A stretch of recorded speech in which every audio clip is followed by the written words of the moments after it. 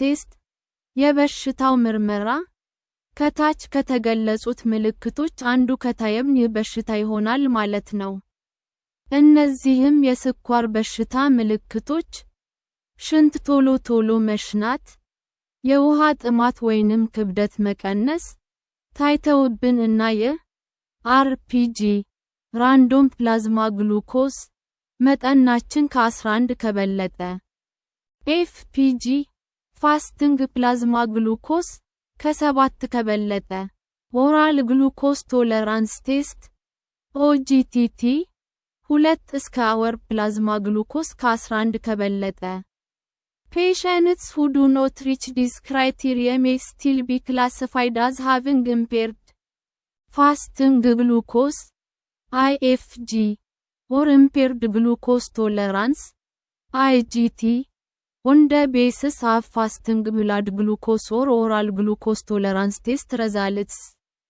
These patients are at increased risk of developing type 2 diabetes mellitus. ሌሎች ምርመራዎች የሚከተሉት ናቸው።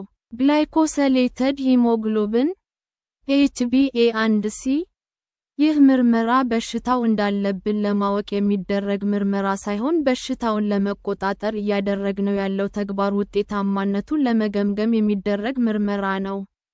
ይህ ምርመራ ላለፉት 2 እና 3 ወራት በደማችን ውስጥ የነበረው የስኳር መጠንን ያመለክተናል። የዚህ ምርመራ ውጤት ከ7 ከበለጠ ይህ የሚያመለክተው ደካማ የስኳር መጠን ቁጥጥር እንደነበረን ነው። ማለትም በደማችን ውስጥ የነበረው የስኳር መጠን በአብዛኛው ጊዜ ከመጠን በላይ ነበር ማለት ነው። ለመጀመሪያ ጊዜ ተመርምረን በሽታው ከተገኘብን ይህ በሽታ ሌሎች የሰውነት ክፍሎችን አለመጉዳቱን እና ውስብስብ የጤና ችግር አለመከሰቱን ለማረጋገጥ ዋና ዋና የሰውነታችን ኦርጋኖች ላይ ምርመራ ይደረጋል። እነዚህም ምርመራዎች የሚከተሉት ናቸው። የደም ሴሎችና ሌሎች የደም አባላት ሙሉ ቆጠራ፣ የዩሪያ እና ኤሌክትሮላይት መጠን ምርመራ፣ ይህ ኩላሊታችን ላይ ችግር መኖር አለመኖሩን ለማወቅ ይረዳል። ኩላሊታችን ላይ ኢንፌክሽን መከሰቱን ወይንም ፕሮቲኖች በኩላሊታችን በከል አምልጠው ወደ ሽንት እየገቡ መሆኑን ለማወቅ የሽንት ምርመራ ይካሄዳል። የጉበት ሥራ አፈጻጸም ብቃት ላይ ምርመራ ይደረጋል። የደረት ኤክስሬ ምርመራ፣ የልብ ኢሲጂ ምርመራ፣ ደም ውስጥ ያለ የኮሌስትሮል እና ሌሎች ፋትስ ምርመራ። ትሪትመንት አንድ ሜዲኬሽንስ ለበሽታው የሚሰጥ ሕክምና። ይህንን በሽታ መቆጣጠሪያ ዘዴዎች የሚከተሉት ናቸው። እነዚህም ክብደት መቀነስ። ክብደት መቀነስ በደማችን ውስጥ የሚኖረውን የስኳር መጠን ይቀንስልናል። ከነበረን ክብደት 7% እና ከዚያ በላይ መቀነስ በጣም ጥሩ ውጤት ያስገኝልናል። ለምሳሌ 82 ኪሎ ግራም ከነበርን 6 ኪሎ ግራም መቀነስ አለብን ማለት ነው። ጤናማ አመጋገብ መከተል። ለስኳር በሽታ ተብሎ የተመረጠ እና የተወሰነ የምግብ ዝርዝር የለም።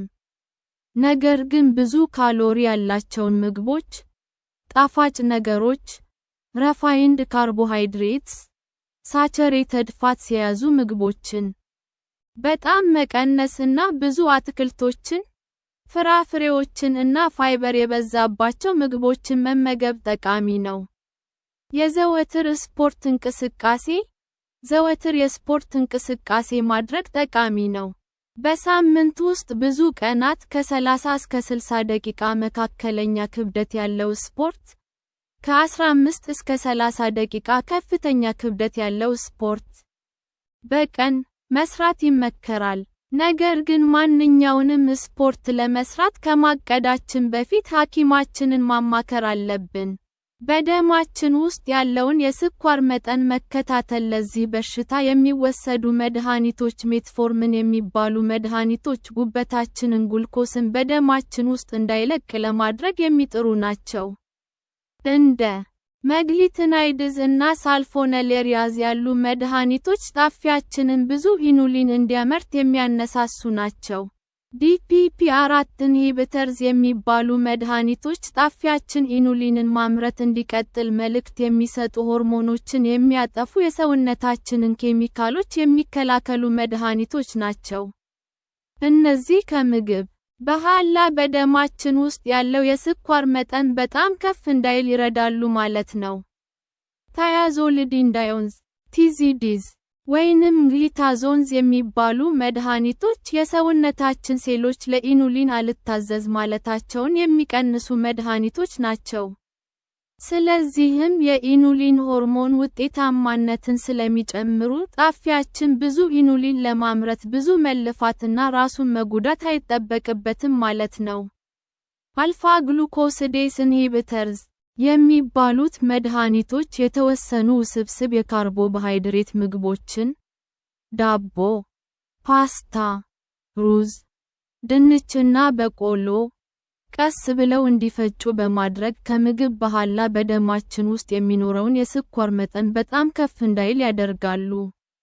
SGLT2 ኢንሂቢተርስ የሚባሉ መድኃኒቶች ደግሞ ኩላሊታችን የተወሰነ ጉልኮስ በሽንታችን በኩል እንዲያስወግድ የሚረዱ ናቸው። አሲድ ሰኩዌስትራንትስ የሚባሉ መድኃኒቶች በደማችን ውስጥ ያለውን የኮሌስትሮል መጠንን የሚቀንሱ መድኃኒቶች ሲሆኑ እነዚህ መድኃኒቶች በደማችን ውስጥ ያለውን የስኳር መጠንም ይቀንሳሉ። እነዚህን መድኃኒቶች ከሌሎች መድኃኒቶችና ከኢኑሊን ጋር አብሮ መውሰድ ይቻላል። ዶፓሚን ሬሴፕተር አጎኒስትስ የሚባሉ መድኃኒቶች ጭንቅላታችን ዶፓሚን የሚባለውን ኬሚካል ይበልጥ እንዲያመርት ያደርጋሉ። ይህ ደግሞ የሰውነታችን ሴሎች ለኢኑሊን ይበልጥ ታዛዥ እንዲሆኑ ያደርጋል። ስለዚህም የኢኑሊን ሆርሞን ውጤታማነትን ስለሚጨምሩ ጣፊያችን ብዙ ኢኑሊን ለማምረት ብዙ መልፋትና ራሱን መጉዳት አይጠበቅበትም ማለት ነው። ዶፓሚን ሬሴፕተር አጎኒስትስ የሚባሉ መድኃኒቶች ውጤታማ እንዲሆኑ ጤናማ አመጋገብና አካላዊ እንቅስቃሴ ወሳኝ ናቸው።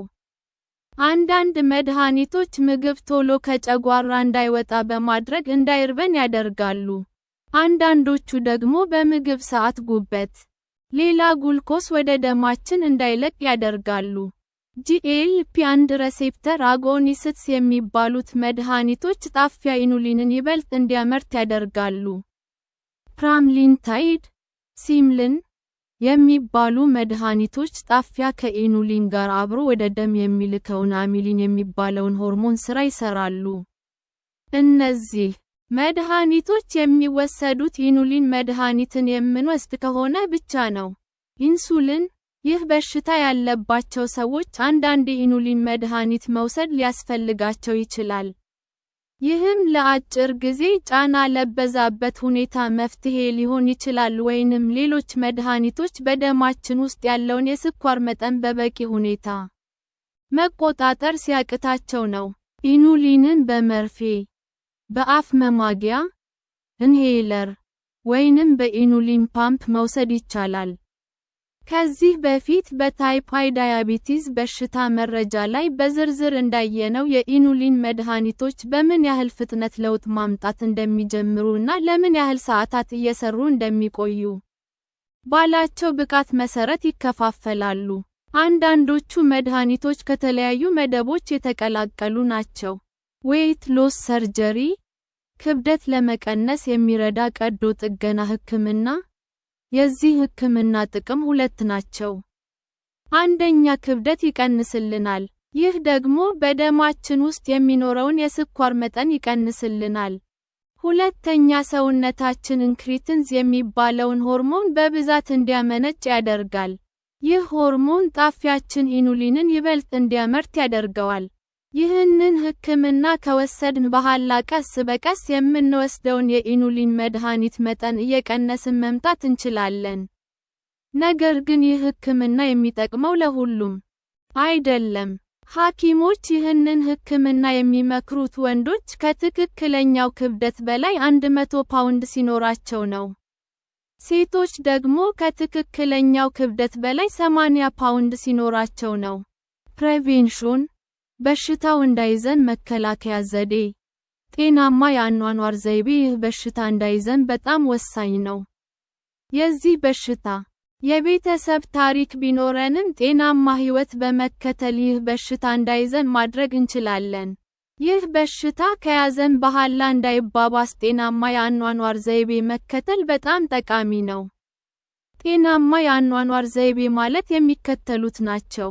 ጌቲንግ አክቲቭ፣ በቂ የአካል እንቅስቃሴ ማድረግ። ዘወትር የስፖርት እንቅስቃሴ ማድረግ ጠቃሚ ነው። በሳምንት ውስጥ ብዙ ቀናት ከ30 እስከ 60 ደቂቃ መካከለኛ ክብደት ያለው ስፖርት፣ ከ15 እስከ 30 ደቂቃ ከፍተኛ ክብደት